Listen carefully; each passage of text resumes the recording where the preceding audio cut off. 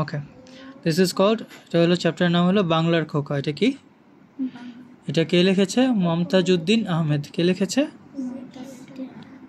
ওকে, এখানে গল্পটি পড়ে জানতে পারবো বাংলাদেশের বঙ্গবন্ধু শেখ মুজিবুর রহমানের সম্বন্ধে। So this is about the বাংলাদেশের লিডার বঙ্গবন্ধু শেখ মুজিবুর রহমান। কার ব্যাপারে? বঙ্গবন্ধু শেখ মুজিবুর রহমানের ব্যাপারে। 1. বঙ্গবন্ধু শেখ মুজিবুর রহমানের সম্বন্ধে। বঙ্গবন্ধুর ছেলেবেলার কথা, অসহায় ও গরিব মানুষের প্রতি বঙ্গবন্ধুর সহমর্মিতার কথা। What does it mean? অসহায় ও গরিব, that means the helpless and the poor. মানুষ, মানুষ, human, প্রতি, about them, Bangabandhu, how he liked them and helped them. লেখক পরিচিতি, it means about the writer. লেখক পরিচিতি, লেখকের ব্যাপারে। So who wrote this story? Mumtajuddin Ahmed. So you have to learn this. Mumtajuddin Ahmed. Okay, so this is about the writer.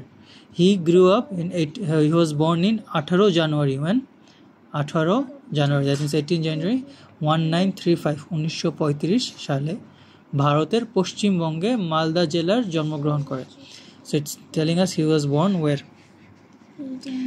Yes. তিনি অনেক দিন অধ্যাপনা করেন। তার কয়েকটি নাটক হচ্ছে